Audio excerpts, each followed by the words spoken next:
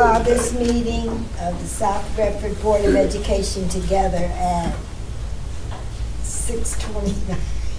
Well, that clock says 6:30. This is the official clock. Okay, can we stand for the Pledge of Allegiance? I pledge allegiance to the flag of the United States of America and to the republic for which it stands, one nation, under God, indivisible, with liberty and justice for all. Next item on the agenda is, Mr. Secretary, would you call the roll, please? Yes. Amanda Flesher, Present. Anthony Johnson, Present. Lori Hicks, Present. Misha Early, Present. Cheryl Flesher, Present. Daniel Winston, present, and Shirley Tolliver. Present. Next item on the agenda is the approval of agenda. Are there any corrections to the agenda? The agenda will be as written. Next item on the agenda is superintendent communication. Mr. Baha. Thank you, Madam President. Congratulations are in order to the Thurston High School staff as well as the Student Council of Thurston High School for organizing a very successful homecoming weekend, which was filled with lots of fun activities over the course of the homecoming weekend. So congratulations are in order to both the Student Council as well as to the Thurston High School staff for coordinating successful homecoming activities. Additionally, congratulations are in order for Thurston High School teacher Erin Ferris, as she has been selected as a 2025 Teacher Fellow at the Mark Cuban Foundation. This is a very highly selective fellowship, which is recognizing educators who demonstrate a strong commitment to innovation, equity, and the responsible integration of artificial intelligence into the secondary educational process. This program is part of the national initiative to expand artificial intelligence education and ethical technology use among students and staff, particularly in underserved communities. So congratulations are in order to our very own Thurston High School teacher, Ms. Erin Ferris. And that concludes my communications this evening, Madam President. Thank you. Are there, next item on the agenda is Board of Communications. Are there any? To the chair. Yes? Just that I attended the foundation meeting last week, which was wonderful, their vision and their goals, and Kathy's doing a wonderful job, and I'm sure she's going to update the board on that when she speaks, but they're doing great.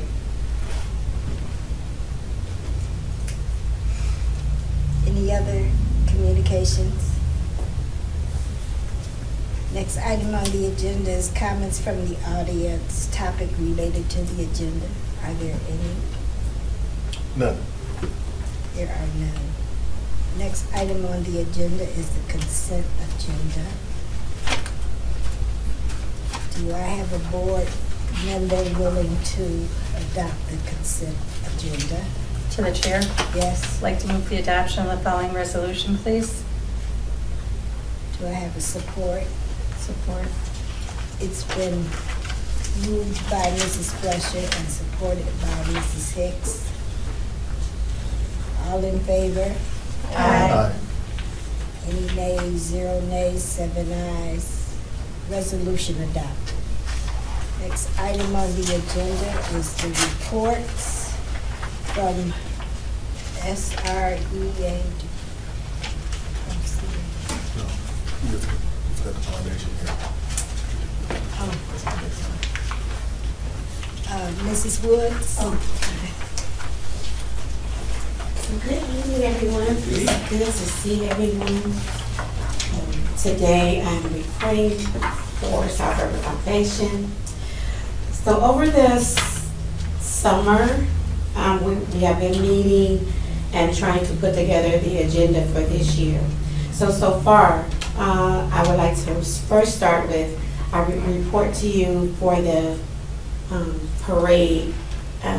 We are still working on that. That has not been a no, but it was a not this year. So 26, 27, it's a possibility, so that we can put that together. Only because they already formed some sort of Christmas holiday program here, and they don't want these to clash. So we are we joined with the leisure department so that we can put these things together and get the calendar corrected. And we're gonna meet with the chief of police beginning of next year, 26, to try to put that into motion. Our next item for to discuss, we were able to get our new cards out, our information cards. Cheryl, do you have them? We I- gave you a stack. Used them this weekend for the corn roast, all my cards. Oh, I thought you was gonna say something for a second. I Okay. forgot to pull a few out. That's okay, that's okay, that's okay. So I will make sure everybody gets to see this, or you can pass it around this way if you like. Just this way. We also had our tablecloths. We attended the magnificent, I can't talk, I'm sorry, I had a cold.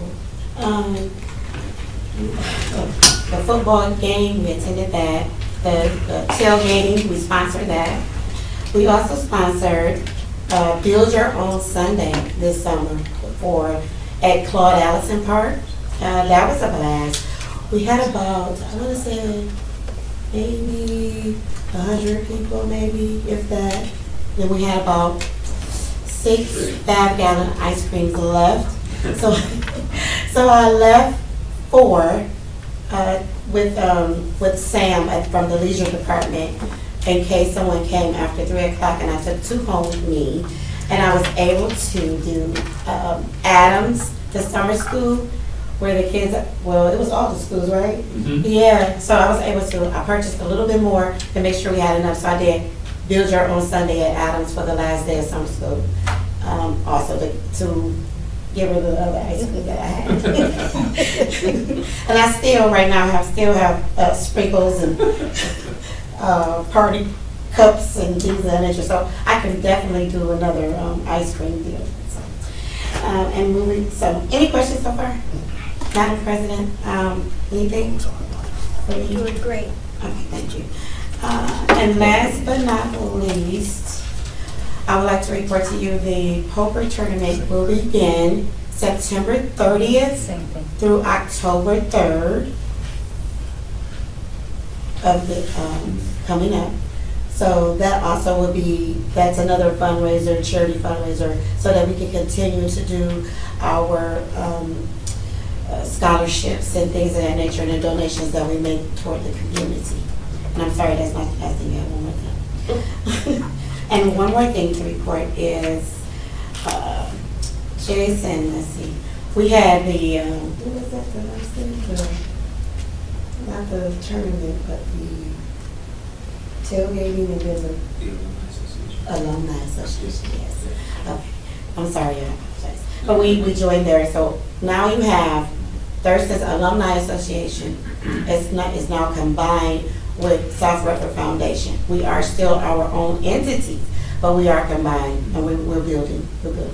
And we welcomed Mr. Rick Bennett to our foundation, and also Samantha Fox from the leisure department. They're also sitting there. Because what we're trying to do now is build enough committees so that we can have our own grant committee, our own fundraising committee, and things of that nature. We are now forming our Champions program. I don't know if you heard about that, but the Champions program is going to begin at all of the schools, where the champion is this one liaison per building that we can have to communicate for the South River Foundation. So Kathy doesn't have to go to every school by herself and do it. So I think that about sums it up for now. Are there any questions or concerns? Are there any? Where's the poker tournament at? So the poker tournament will be in Wixom. It's in Wixom at the. I have to get back with you with the name of it. It's the same one.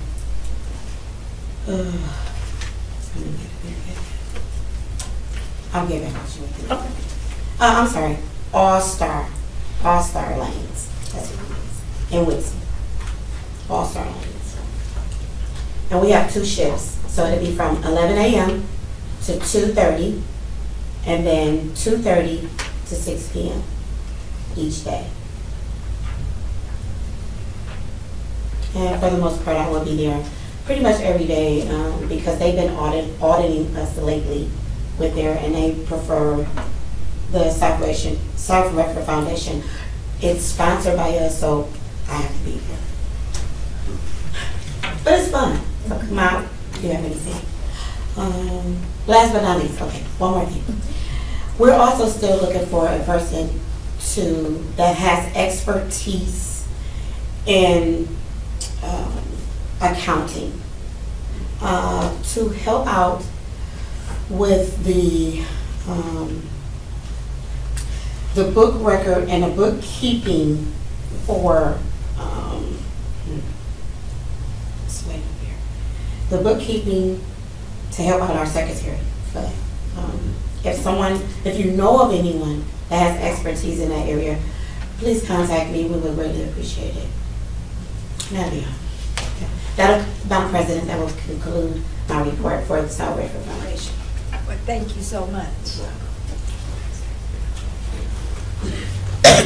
Next item on the agenda is a presentation of True Law Firm Board Policy Services. Mr. Bauer. Thank you, Madam President. At this time, I would like to turn it over to our two representatives this evening that are here from Troon to speak with the board about its policy services from Troon as the board thinks about how it goes about organizing its policies. And so with that, I will turn it over to our two representatives from Troon. Thank you very much. Appreciate your time, everyone. My name is Luke Savoy. I'm joined by one of Troon's attorneys, Peter Machuziak, who's a shareholder from our firm. We're here to talk about the Troon Policy Service, kind of give you an overall description of what the service is and what it might look like if you were to switch over to the Troon Policy Service. I'll start with just a broad overview of some of the benefits, but I'll go into greater detail on these. So as Michigan's premier public school law firm, Troon has represented a substantial majority of Michigan's public schools for almost 80 years now. With a long-standing history of excellent client service, the result is that today, over 75% of Michigan's public schools are Troon Center clients, and over 95% of Michigan's ISPs, all but one in fact. So you have almost everyone in the state relying on Troon attorneys and their expertise throughout the year. And throughout the history of our firm, our attorneys have had a lot of experience with board policies. Troon attorneys are no stranger to drafting, reviewing, and modifying policies adopted by different Michigan public schools. But since 2020, we've started to offer the comprehensive Troon Policy Service, which is basically a comprehensive service that provides board policies, administrative guidelines, forms, and handbooks to different boards of education in Michigan. And that's why when you go with Troon for board policy, you're not just guaranteeing legal expertise, but also practical knowledge in all areas of Michigan school law. Basically, with over 500 Michigan school districts on retainer, we know that there's no one-size-fits-all approach to Michigan board policy, because that would ignore everyone's, size, location, priorities, and current challenges. We have a Michigan-focused policy service by Michigan attorneys, and we're now officially endorsed by the Michigan Association of School Boards as the preferred policy provider in Michigan. Our policy manual is customizable to match the needs of your districts. We would highlight those areas in the manual to make it a very easy process. It's a user-friendly policy service. There's no legalese in the policies. We minimize the legalese as much as possible so that the language is easy to understand, straightforward, simple. We've organized it really efficiently so that everything is easy to locate, and also just how you access and update the policies is very user-friendly as well. We offer free policy implementation meetings. These are quarterly virtual meetings, never a cost, there's never a limit to how many people can join. And we also have a recorded version on our website for your reference throughout the year. So this is basically the attorneys walking through the policies one at a time, especially those that require any action on your part. Easy annual updates has been a big priority for us. That's a lot of feedback we've received, so we put a lot of energy into making it as easy as possible. We have an annual update every June. Whenever possible, we hold everything until June where we send you all the updates. But whenever there's a pressing Legal change, there might sometimes be some smaller mid-year policy updates, but other than that, we keep everything until June whenever possible. We've made that a pretty easy process. You've got flexibility in the platform you use to post the policies online. We don't require you to use anybody in particular. You can post them right on your own district website if you want. So there's some flexibility in that choice. A lot of people are surprised at how cost-effective it is, especially when you consider, the cost you might save when you avoid expensive legal issues by having policies that are entirely legally compliant. For example, we also provide the Title IX All Staff Awareness Training video. That's one of the videos we provide to clients for a price, but it's just included in the policy service. 2 optional packages we have with the policy manual would be the AGs and forms, the administrative guidelines, and the student and employee handbooks. So I'm often asked, what exactly does it take to switch over to Truant Policy? The steps are actually pretty simple. Download everything from our website. Use the checklist that we give you to personalize the policies as needed. You can attend one of those virtual policy implementation meetings, or you can watch the recorded video. Get the policies ready to be presented to the board, and then we give you a sample resolution that you use to adopt everything. So that would repeal all of your old policies and replace them with the Truant policies altogether. So policy personalization, that would be the biggest part of the process. This is the process of editing the policies to match the needs of your district.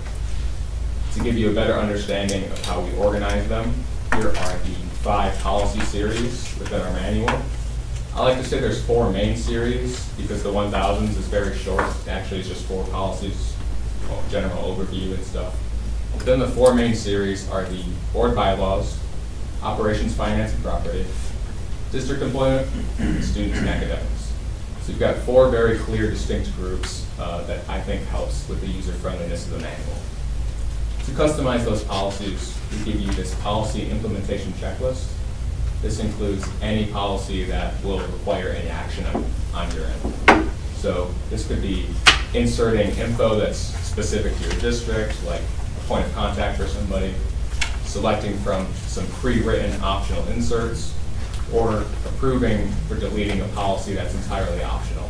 There's about a dozen or 2 completely optional policies that we include. A lot of them that we included just based off client feedback. So a lot of districts will either create a committee or use an existing committee to kind of work through this personalization process, wherein they'll bring in different types of employees to do each series simultaneously. So maybe board members working on the board bylaws, business administrators working on the 3000s, HR representatives working on the, or admin working on the 4000s. So that way everybody can kind of get more familiar with the new policies, contribute to their areas of expertise, and then bring it all together at the end and look everything over. That's the process I normally see being the most successful. And when districts do that, I see this process taking about 3 months on average. Here are some policies that are entirely optional. For example, student representative on the board. If you don't want to adopt an optional policy, simply replace the title with intentionally left blank after the number. That's just to maintain the numbering so that your policy manual continues to make sense regardless of which optional policies you adopted. You've also got some policies that are not optional, but they've got optional language within them. For example, in this policy about board member reimbursement, there's an optional sentence about reimbursement. If you don't want to adopt that language, simply put the word reserved after that number or letter. Again, just to maintain the numbering system. There are some places where you choose between option 1 or option 2. Simply delete the option you don't want, use the option you do want. And there are some spots where the attorneys include notes and recommendations for you. In this one, the anti-bullying policy, there's a spot where the attorneys have left a recommendation that the responsible school official be identified as the superintendent with an explanation as to why they recommend that. But again, that would be up to the district. So as you work through the policies, a great resource will be these policy implementation meetings. These are offered quarterly over Zoom, never a cost to join, so you guys can have as many people join as you like from the district. Truant attorneys will walk you through each of the options through the policies and answer any general policy-related questions that you have. It's about 2-hour meeting. It's two 2-hour meetings on Thursday and Friday morning, like 9 to 11 a.m. But these are also recorded and on the website for your reference. So once you've finished working through the checklist, you've personalized all the policies, you'll be all set to adopt them. You're not required to meet with us at any time or send us back the policies after you are done with them, but you can do so at any time you like. If any questions you have, we're happy to meet with you if you want.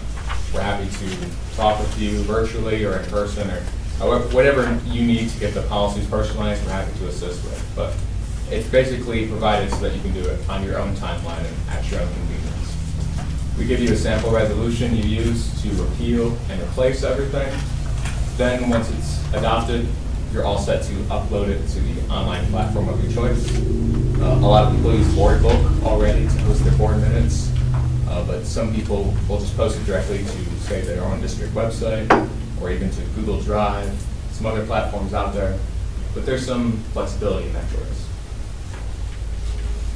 Like I said, we've made it a priority to have some easy annual updates for the policies. We provide a policy update review video on our website. You see that's about an hour long. This is also a Zoom meeting that you have the chance to join in case you want to talk to the attorneys live about any of the policy updates. They walk you through the updates one at a time, explain everything that changed, and answer any questions you have. You're given a policy update summary. So that's a list of every policy that changed with a description of what changed. The instructions for implementation are a more detailed step-by-step guide for anything you want to do to really implement the updates. The marked PDF shows you exactly what changed within each policy, so you can see in red which text was added or deleted. And then you're given all of those updated policies as Word docs with those changes already applied. So they're ready for your review. You don't have to make those changes yourself, but you're given a thorough description of what changed and kind of just given the updated policies. You'll be all set to upload them to your online platform after that. We offer administrative guidelines and forms to accompany the policy manual. On our website, there's one video for each of the series, so four videos altogether, where the attorneys walk you through each of the administrative guidelines and forms, kind of just provide more information and any other considerations. For the student and employee handbooks, these are sold together, obviously designed to go with the Truant Policy Manual. And just like the administrative guidelines and forms, your annual policy updates would apply automatically to the student and employee handbooks at no extra charge. So if you opt in for annual updates, everything's going to get updated, including the policies, pages and forms, and handbooks. Currently, the district is not a retainer client, so this is the pricing. On the screen, you'll see $10,500 for the policy manual, $7,000 for the pages and forms, $2,500 for the handbooks. That's a one-time fee of $20,000 altogether. And this is what you'll see included in your handout. This is the retainer client pricing for the policy service. So that's a cost of $2,500 a year currently. That's what it's been for the past couple of years. This is something else from the policy service. This is the annual fee you would pay to us annually to be a retainer client. There's a bunch of benefits, including discounts on the policy service, our webinar, our legal services, free occasional phone calls with each of the attorney's practice areas. You've got access to our retainer client newsletter, legal e-blast updates, and also some webinars throughout the year that are exclusive to our retainer clients. So there's a bunch of benefits, but essentially, if you were to opt in for the Truant Policy Service, that's what would make the most sense to do, because it would cost $2,500, but you would save $6,000 on all of these materials. So that is the pricing with the retainer client discount. $14,000 to receive those materials altogether. That's a one-time fee for those materials. The only recurring cost would be the annual cost of update. That's a maximum total cost of $27.50 per year for our retainer clients. But that could be less if few or no updates are needed in a given year. Overall, the policies are clear, consistent, and customizable. They were created by experts in the field. We're here to help. We're happy to take any questions you have, but first, I just want to turn it over to Peter for any final thoughts you'd like to add. Good evening, everyone. Peter Matusiak, I'm one of the attorneys from True. And that was a pretty comprehensive presentation, but I wanted to highlight 3 things. One is that in creating these policies, we want it to be lean and mean. Lean and mean. All right, so not only legally compliant, but compact and also user-friendly. Because your time is valuable, we don't want a bunch of legalese in there, we want to get to the point. So lean and mean. We also flagged, and just to give you an example of that, I looked at your policy sets before coming here, and for example, you have 3 policies that deal with the FMLA, the Family Medical Leave Act. They are in 3 different series. You've got administrative series, support staff series, professional staff series, and all those policies are almost identical. So why try to say the same thing 3 times in 3 different places? All right, it creates potential for inconsistency when those policies are updated, ambiguity, confusion. Why do we have 3 policies on this? With us, it's one FMLA policy. It applies to all your employees. Again, compact, user-friendly, simple. We also flagged matters along the way for our administrative staff. So just to give you an example, one of the practice areas for me is real estate. And when we sell real estate, one of the big things that we have to ask is there any bonded debt on this property? That is, were any bond proceeds used to improve that property? If yes, then we have to do a financial calculation to make sure that we don't trigger the taxability of those bonds, because that's going to be costly for the district. And so in our policy set that deals with selling school property, we know that the superintendent should contact financial counsel or legal counsel to discuss potential tax consequences of selling that property. So does that trigger, hey, superintendent, you should contact legal counsel or financial counsel because there may be potential financial consequences if you're selling this property and there's bonded debt on that property. So again, we're paving the way to avoid trip-ups, flagging issues that might come up for our administrators. And then just to emphasize what Lucas said is that these policies were created by attorneys that are experts in the practice area. They're used by attorneys every day. We are up to date on all the legal updates, so if anything needs updating, we are very fast to respond, and we provide an updated policy if needed, and we make that available to you. All right, so again, lean and mean is the name of the game for us, and we hope that that's something that you see in our policy sets as well when you review them. So we're happy to take any questions that you have or comments that you have. We're here for you. We had a question come up at one of our policy meetings, and it had to do with whether, like, the PTO was considered a school district entity. After 6 weeks, we still did not have an answer. Not asking you for the answer. Sure. How quickly do you respond to questions regarding questions about policy? Sure. We usually respond the same day, and if not, the day immediately after. Lucas is the one who funnels all the questions, so if you have any policy-related questions, just email him, and then he funnels it out to the attorneys who are the experts in that particular policy area. But again, our goal is to respond within 24 hours, if not faster than that. We often have people surprised when they first switch over and how fast we're responding to them. Like, oh wow, it's like, yeah, no, we're here, we're listening, and we deal with this stuff all the time. Oftentimes, questions I receive are ones I've received 50 times, and I either have a attorney answer ready to go, and I will reach out to that attorney and say, hey, this still makes sense, right? Or otherwise, I will reach out to that attorney immediately and say, you're the right person for this. Can you reach out to them today, please? So because of that system, we can get things done really efficiently, and like I said, people are really happy when they switch over. Mainly that reason.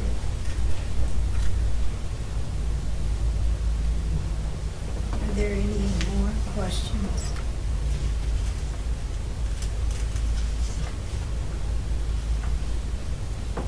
If you think of any later on, feel free to reach out. And we're happy to take another call or email at any time if you think of anything later on.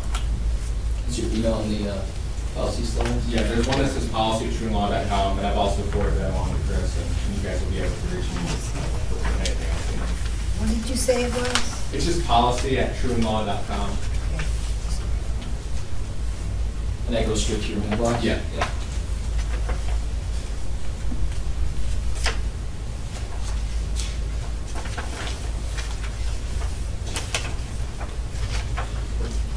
Thanks very much for your time, and we appreciate you. Looking forward to hearing from you. Yeah, thanks for having us. Thank you so much.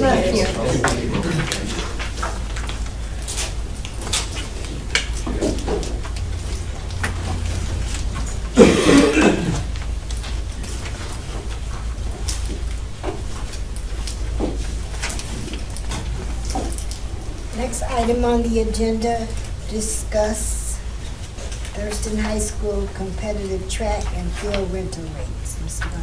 Thank you, Madam President. At the board meeting on June 23rd, 2025, the board discussed reinstating third-party rentals of the Thurston High School competitive track and field, and either grandfathering track and field rates from the rate structures prior to 2022, or establishing new rates based on the board presentation on November 14th, 2022, where all district facility rentals were discussed.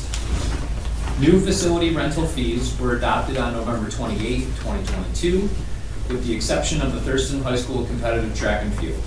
At the June 23rd meeting, the board requested that I provide current rental rates from similar and comparable size districts within our area and county, which the board has in its packet tonight.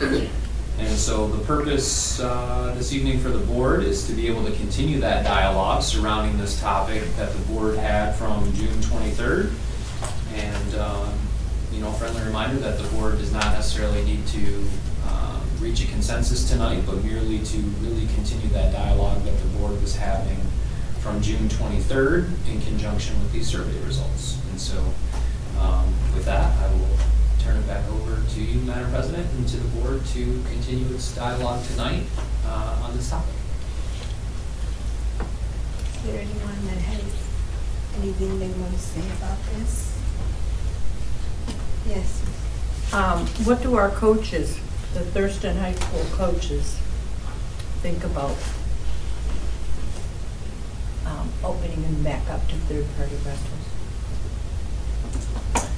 I have not had recent conversations with our coaching staff or with our athletic director on the topic.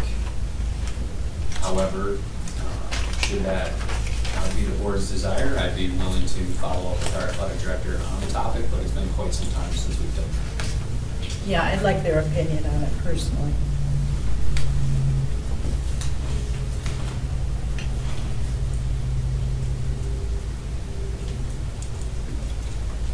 To the chair. Yes. It's, wait, tell me if I'm understanding, or we're discussing just fees now. It's two separate issues, right? It will be another discussion if we open up the track at another time. Right. Right now, we're just discussing if we do so, if we should raise fees or not, right? Right. Looking at what came in, it's not surprising. Most everything is higher than what we have currently, because we only have one group that has ever used it. And that's a fee that's been years and years that has stayed the same. So I think because of, to be fiscally responsible, costs and things have gone up. I think we need to adjust and raise those costs to cover. The district is still trying to build its fund equity and grow it. We're doing much better, but we still got a ways to go. It's baby steps. We can't afford not to cover our expenses.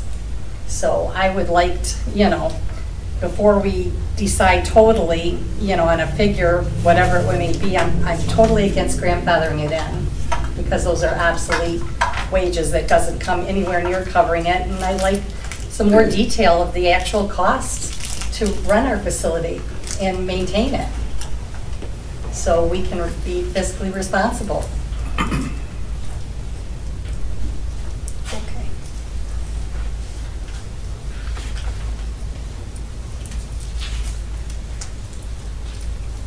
Chair. Yes. What does it cost to maintain it, the track? Do you have that information, Mr. Bob? We do not. Okay, we'll have to find that out for you. Well, a comment was made that the fees are outdated and doesn't cover the cost of the track. So what were the cost of what were the fees that covered the cost before?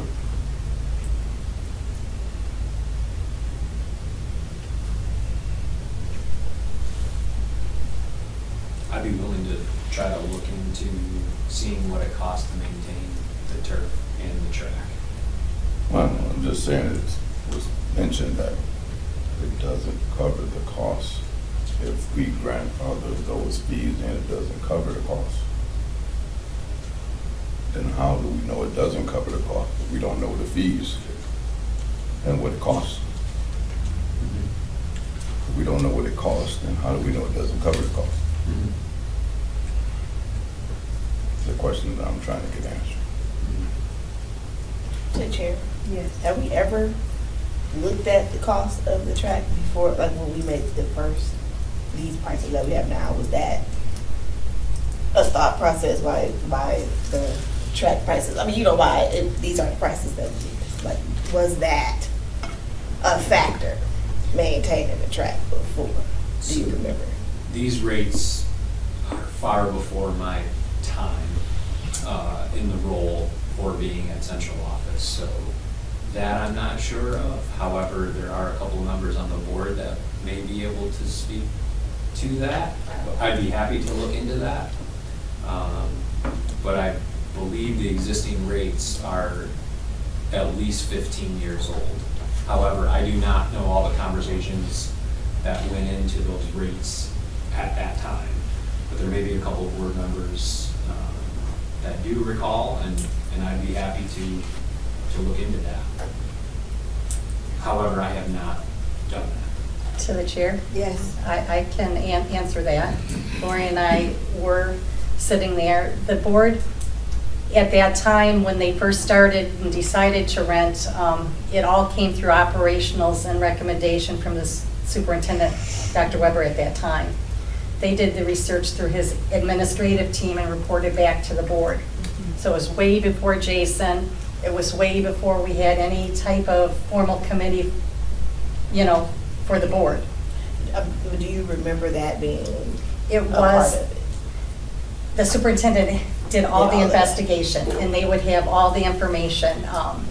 It was just reported out to the board, and the board approved his recommendation. But the board at that time had nothing to do with setting the goals. They just, the fees, they just approved the superintendent's recommendation. And like Jason said, this is years and years ago. And this was before we had a competitive field, and we put a lot of time and money and bond money and community money. And I think as we go through, AJ asked a good question, how do we know what it costs? I've asked numerous times, but we've never had a formal report breakdown of what it cost, to the board to help decide. And I think because of so much time and money and bond and support from the community, I think the board owes it to the community to reach out and ask the community what they think about us opening. If we get to that point, they have right to have an input. So, but just to answer Misha's questions, I hope I didn't confuse you. There was no committee, there was no board recommendation. It all came through the superintendent, his people, his staff, and it was the recommendation. Whether there's records way back there in the finance department, I don't know. As a board member, Lori and I never had any privy to that. So I hope that helps a little bit. I mean, if there's anything else, any question, I'll try, but board had very little involvement. So when you say ask the community, Mm-hmm. you mean like surveys or something like that? Or, What do you mean? A town thing where they can come and talk and say, hey, how do you feel about us opening our field to rent it and this and that? Just to see how the community itself is. I think it's much bigger than just the board making this decision because of the time and the investment and what we've put into everything. I think it's just respectfully for us to ask people, what do you really think? Ask the athletic directors, ask, other people, than just take it upon ourselves. I mean, the people elected us, so I want to know I'm making the right decision. Well, when we get to that, Yeah, yeah, because right now we're discussing,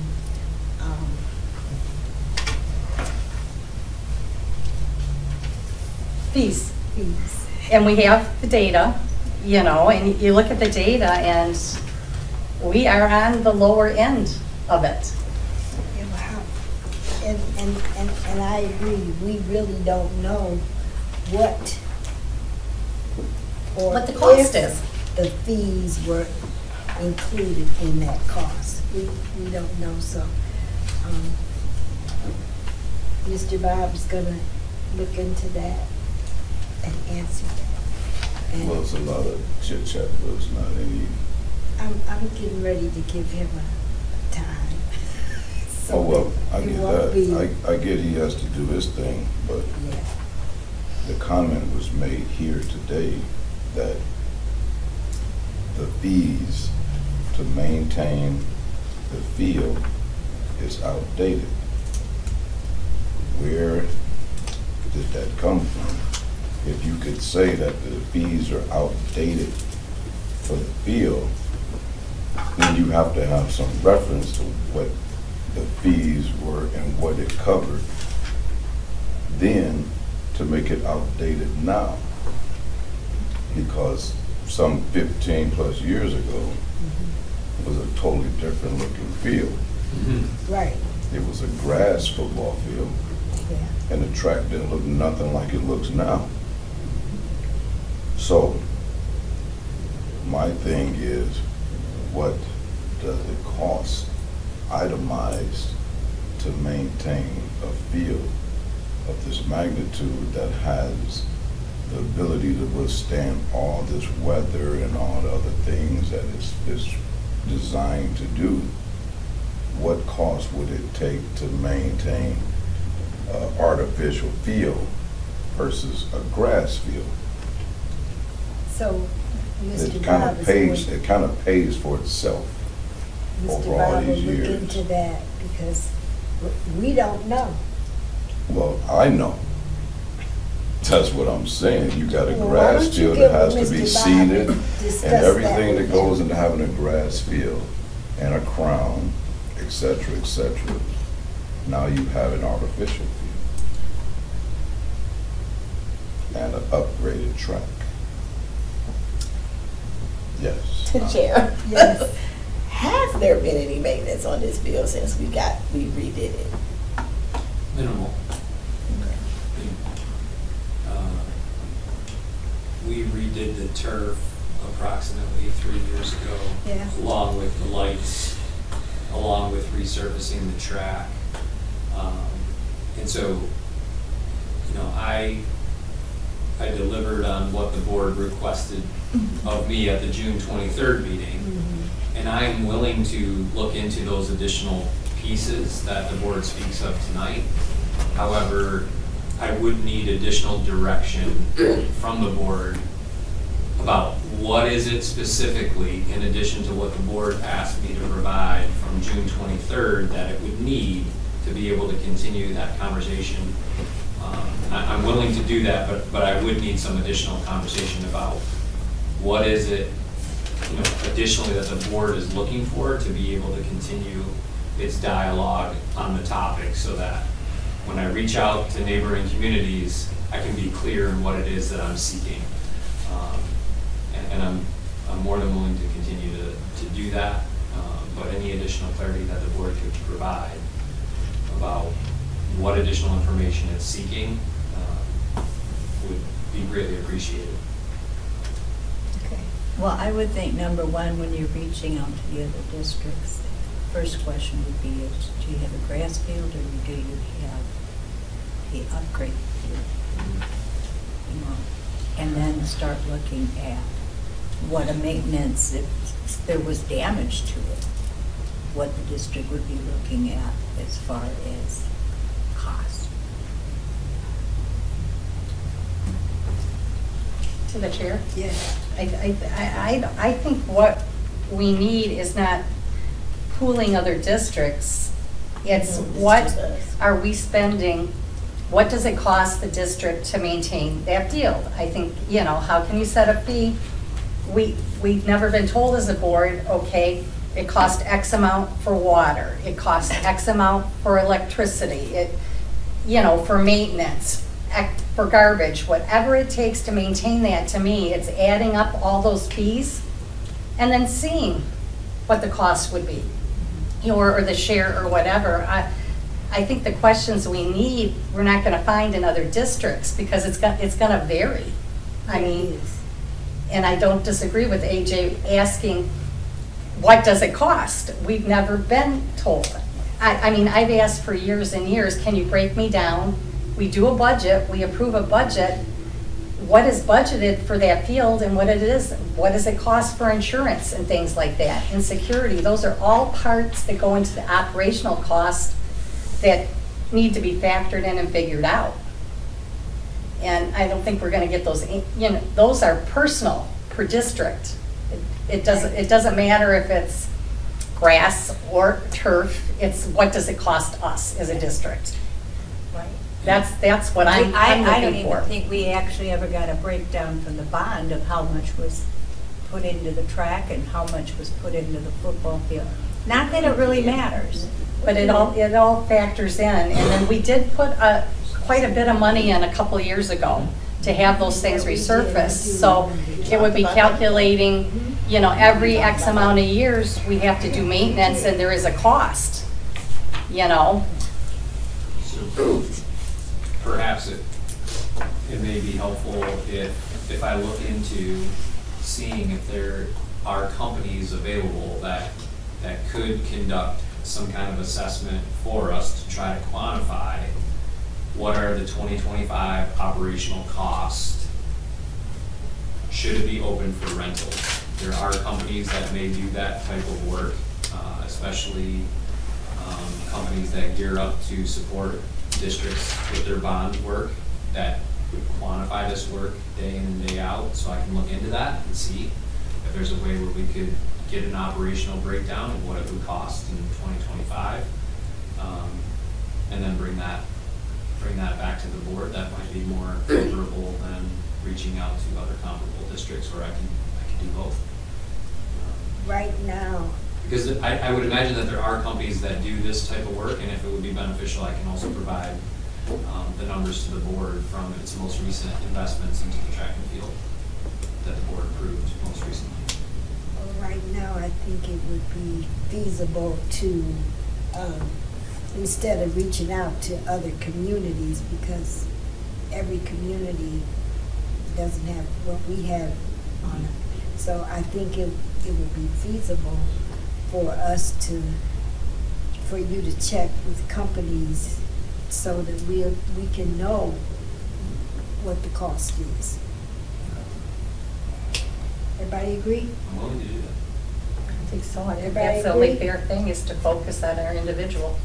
Yeah.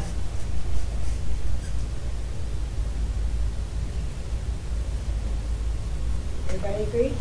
I'm fine with that, Madam President. Okay. To the chair, Yes? what year was the bond work? I don't remember. Does anyone know the exact year? 21 or 22? For the original, when they upgraded the field? That I don't know off the top of No, my head. I don't- It would have been probably sometime between 2006 and 2009.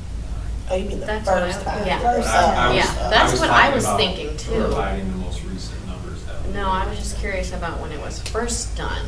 It would have been in that year of 2006. That's what I was thinking, like when I was in high school, but I couldn't remember which year it was.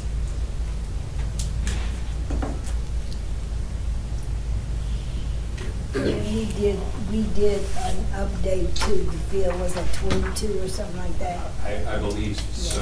Would have been 21 or 22. Yeah. with the most recent investments, from the initial investments that I was referring to. Because to Mr. Johnson's point, and to what Amanda was raising, prior to that initial investment, it was not turf. Was it turf in 2006? It was. Okay. It would, No, it was grass No, it was in not. It would've 2006. been- would've been It's grass, okay. Correct, would have been grass, sorry.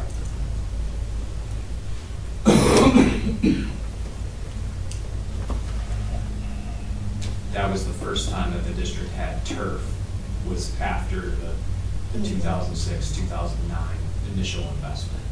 To Mr. Johnson's point, it was not always turf.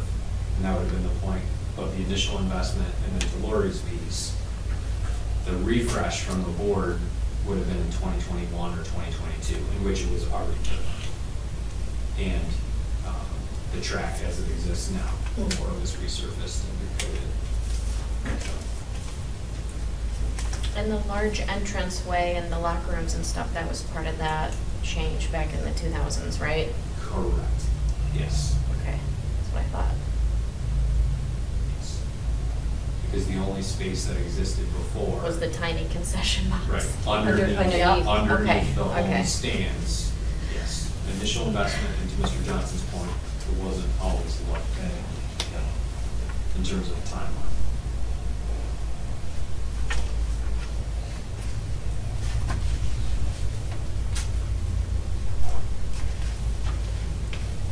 Any other discussion?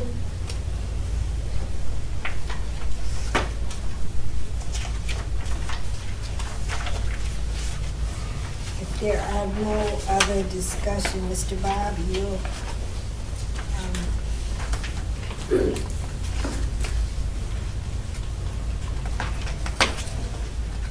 possibly,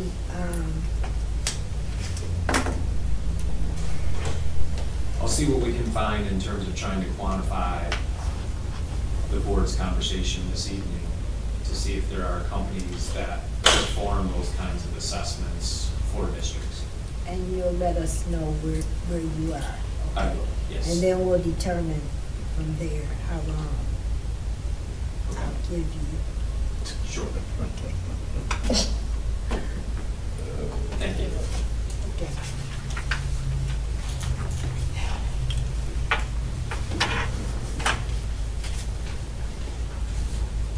Next item on the agenda is discuss Thurston High School lights and drapes project.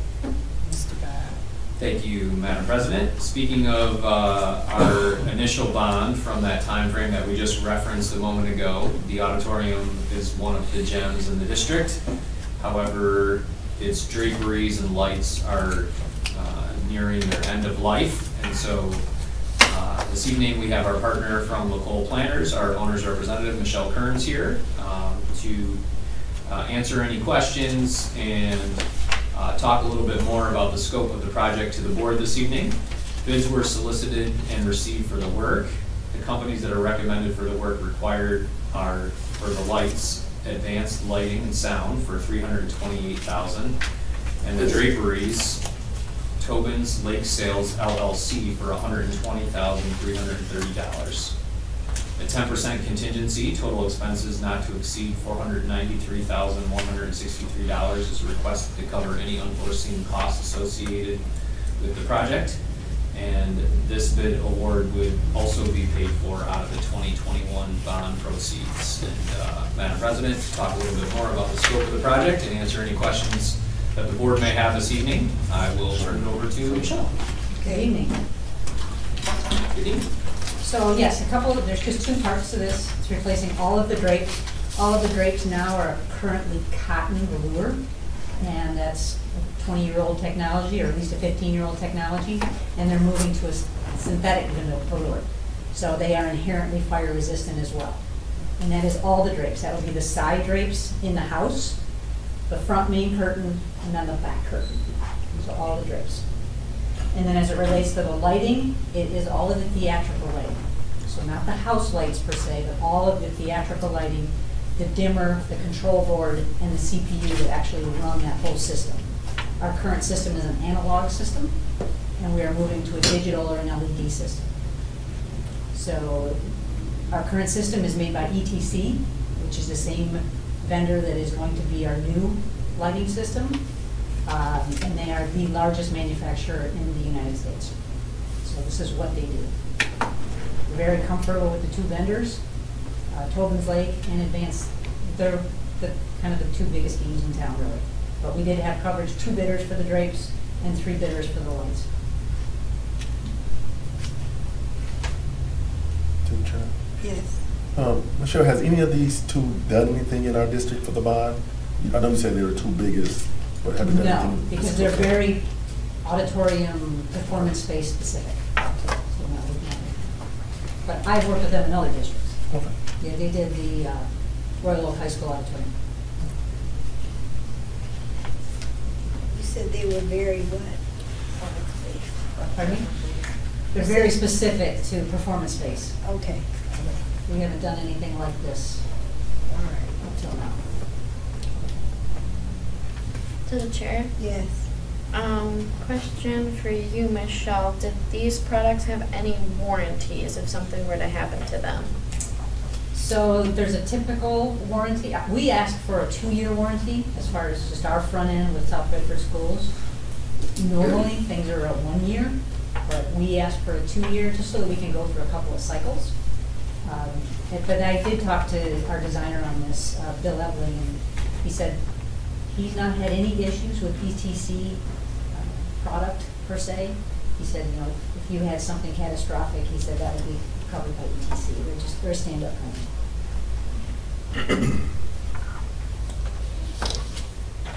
To the chair. Yes. I have a question for whoever can answer this one. Has the sound system been updated since the auditorium was built? We've done some pieces of it. We worked with Tim Shaner to kind of actually develop a list of what he wanted done. So we've purchased some of the bell packs and also upgraded the front head end piece. So we've kind of returned it back to where it was when we opened it. I think we got 8 or 10 of the bell packs. We were able to do that. That was under the bid amount.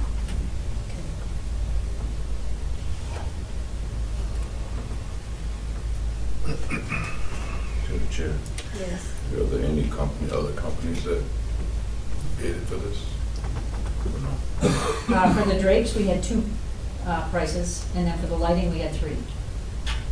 And the drapes weren't terribly competitive.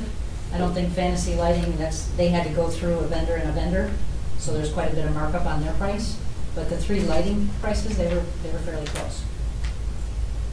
$328 to $355, I think, was the range of the 3 bidders. To the chair. Yes. One more question. Can we get an update on the bond stuff? Because we keep spending money from it, but I don't even know where we're at anymore, like what we've spent it on and what might be left. And then follow-up question would be, maybe to help offset costs a little bit, they could bring back that program where they were selling the little plaques on the seats. And that went towards like the theater department or repairs or whatever. I don't remember how much they charged for those. It might have been like $100 or something. I don't know that it would offset the cost. No, but in the future, Yes. like it might go towards like the theater program or something. Just something that they haven't done in a while. No, I wouldn't cover this at all.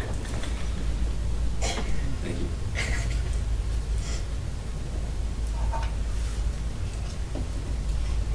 Anyone else?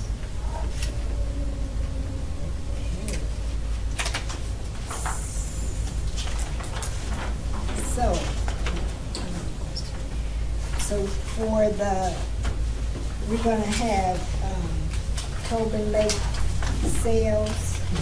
Okay, all right. That's for the curtains, I mean the drapes, Yes. okay. And we're gonna have, Advanced Lighting and Sound is doing lighting. And we think that this will work out well schedule-wise.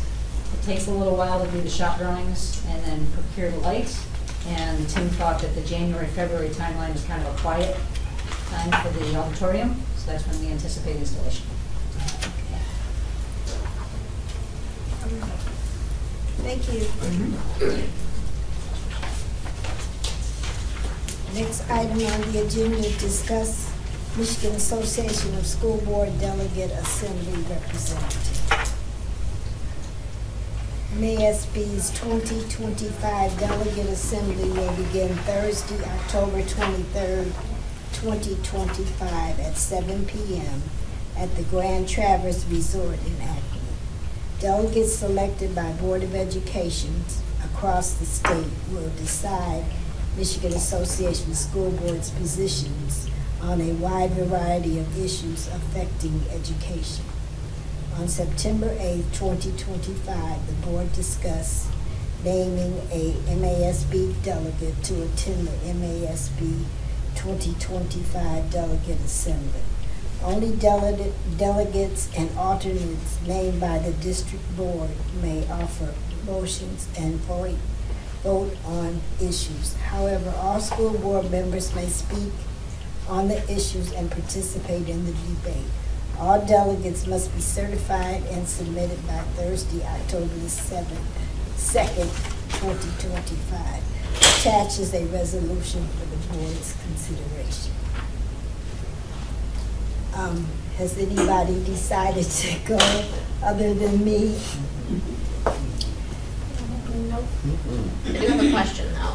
Yes. Does MASB have any reimbursements for this like they do for the CBA classes, or is it just kind of like we're on our own for now? We're on our own for now.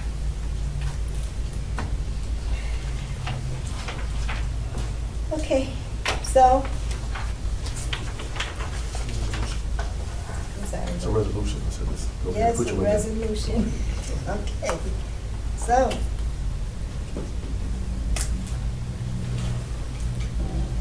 Do you have a board member willing to adopt the resolution? First, we gotta set your name in there first.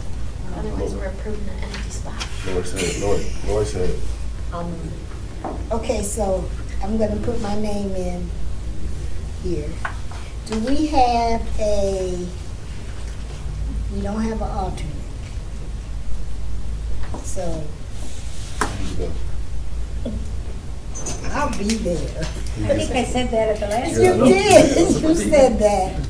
Okay. somebody has to support, Excuse me? she moved it, somebody has to support it. Okay.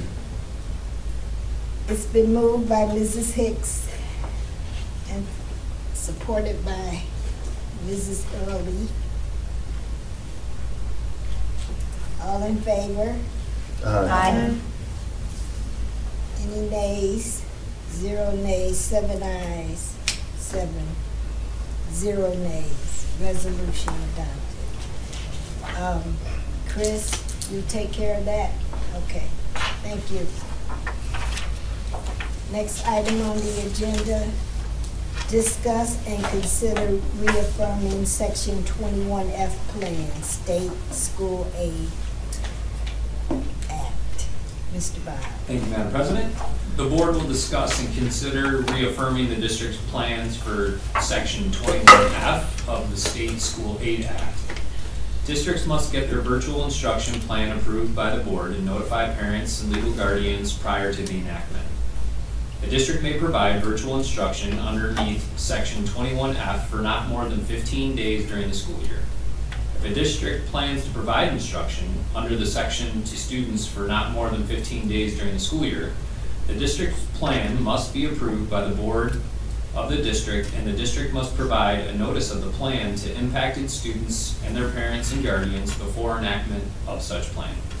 Districts can provide virtual instruction for 15 days or less without the individual parental consent of each student. In accordance with Michigan Section 21F requirements, the curriculum department is submitting the district's virtual learning plan for the 25-26 school year for board approval. As part of the plan, the dates listed below have been identified for virtual learning, which are listed beneath. These dates have been planned to support state testing schedules of instructional continuity. However, They are subject to modification as needed to align with the district operations or changes in the state assessment calendar. Madam President, a resolution is attached for board consideration.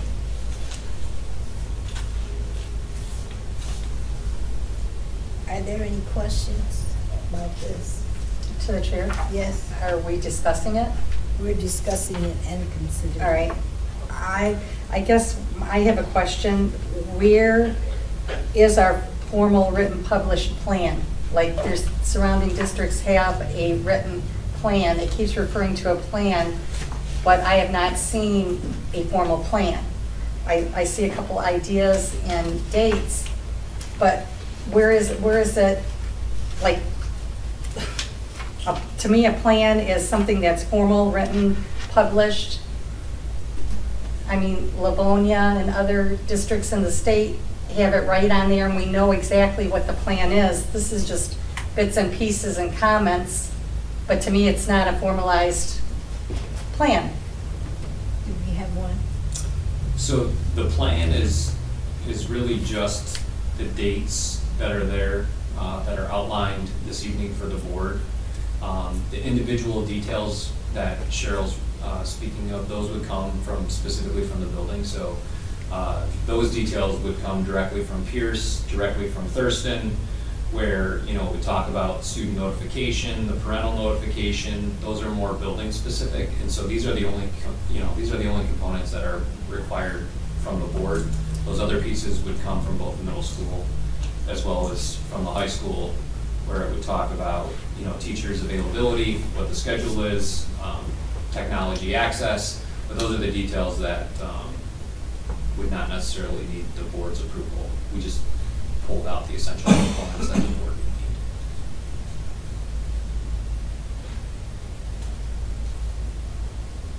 However, if that's something that the board would like more comprehensively in the future, we can certainly provide those additional details. However, they are more specific to the buildings rather than for the board.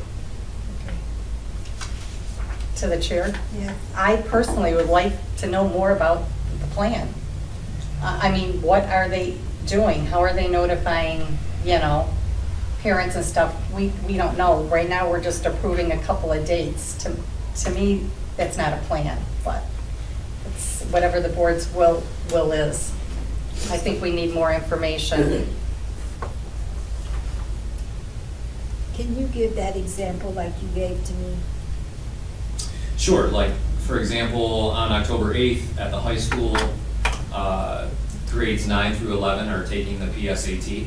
So 12th graders don't take the PSAT. So their remote learning plan, they'll have specific information provided from the high school about if you're a 12th grader, what school looks like for you in the remote space on that particular day. What's the schedule, what the technology access is. Again, those would be details that would come specifically from the high school or from individual teachers rather than from the district or from the board. To the chair. Yes.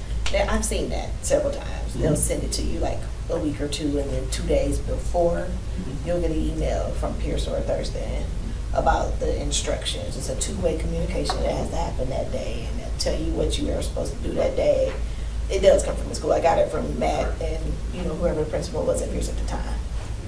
And when the board's approved it before, our attendance percentages have always been wonderful. So we would look to continue with that same format that we know has been successful. To the chair. Yeah. We talked about this a couple of years ago, Yes, we did. Yes, and you outlined it then. yes. Any changes? No, just the updated dates that are provided for state testing. Okay.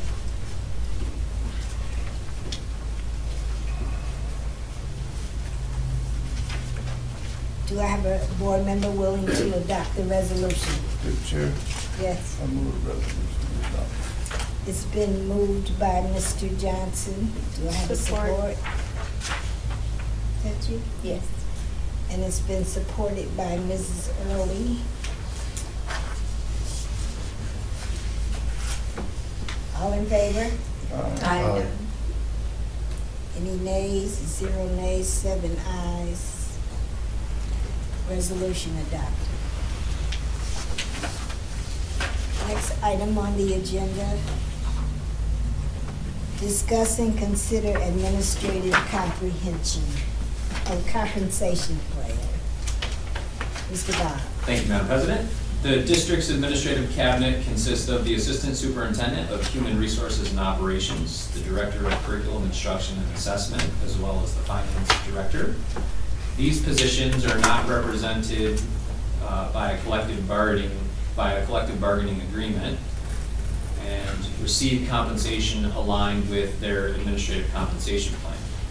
For the sake of transparency and consistency, I am recommending the administrative compensation plan to the board for approval. Madam President, there is a resolution attached for board consideration. Do I have a board member willing to adopt the resolution? To the chair? Yes. Are we going to discuss it first? Because it's a discuss and consider. Okay, are there any questions? I just have one. Yes? If, since we don't have an approved state budget yet, that our budget, without drawing down from fund equity or changing it in any way, will cover this request. Yes, those are the intentions, yes. So we won't be going backwards. It's, we've got room in the budget, even not knowing the state budget, what's coming. Yes. And you're not going to come back and say, hey, we need to draw down from fund equity, right? That is not the intention. Okay, To okay. the extent possible, All right. yes.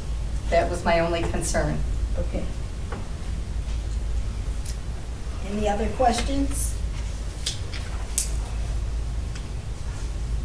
Do I have a board member willing to adopt the resolution? Madam President, Yes. I move to adoption of the resolution. It's been moved by Mrs. Early and supported by Mr. Johnson. All in favor? Aye. Any nays? 0 nays? 7 ayes. Resolution adopted. Next item on the agenda, comments from the audience. Topics not related to the agenda. We have none. There are none. Next item on the agenda, Plus Delta Plan for Improvement. Mr. Bob. Thank you, Madam President. What processes supported the board's work this evening?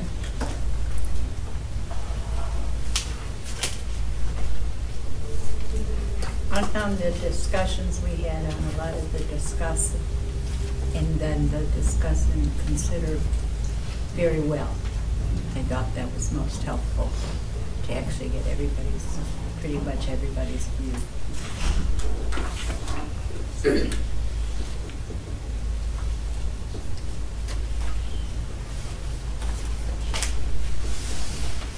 Other pluses this evening that supported the board's work?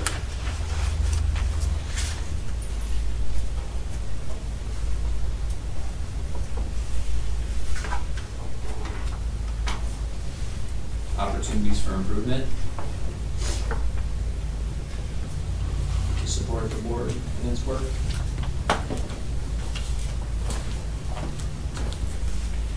To the chair. Yes. I don't have a delta, but I did have a question, and I don't want to forget to ask you after this is done. Now that we've had both of those presentations, will it be on the agenda next time for the board to choose one of those law firms? Or what's the next step with that? If I may, Madam President? Yes. My encouragement to the board would be that the board step away from tonight's discussions, especially pertaining to its discussions surrounding board policies, and really reflect on the conversations that the board had and heard from both Miller Johnson as well as from Troon, and be thinking about our experiences with Neola, and then possibly bring it back for a consideration or additional discussion at the second meeting in October, rather than the first meeting in October. It's a large decision for the board. So that would be my encouragement, is that the board would take a little bit of time to digest, weigh those three components, and then either continue the conversation at a second meeting in October, but that if the board is looking to make a transition, I do think it would be advantageous for the board to make that transition during the 2025 calendar year. That would be my encouragement I have a follow-up to to the board. Amanda's But question. certainly it's up to the board. Would it be possible to have Chris put together costs for each of them? So that when we're actually considering which one we'd like to go with, we also have that to look at. Yes. Does that include Neola? You want Neola's in there also? No, Neola's. I'm sorry. I'm sorry. All right. No for Neola. Excuse me. That was a no, in case you missed it. How about we include all three, and then what you choose to look at, Oh be at your discretion. I think Lori is a little I annoyed know, with no, Neola. Who gave you that idea, sure? To the chair. I know. To the chair, to piggyback off of Lori and to go back to that, it does have the costs in both pamphlets, but I would like to kind of know, like, Mickey's feelings too, involving the cost and how it would fit into our budget. And then my personal preference would be to have a discussion and then a consider later, and not try to do both on the same day, if possible. Okay. Because it is kind of a big decision for us. Yeah. Up to the chair. Yes. Piggybacking on Daniel, I think Mickey should throw out the Neola thing too, just so the board is aware. I'm sorry, I mean, it is a good question. Even though I agree with Lori, we're due for a change and there's problems, but let's put it out there so the board actually knows what we've been paying that wonderful Yeah. company we're working with. That wonderful company. That wonderful company. Well, it only Wow. went south after you took over as chair, Lori.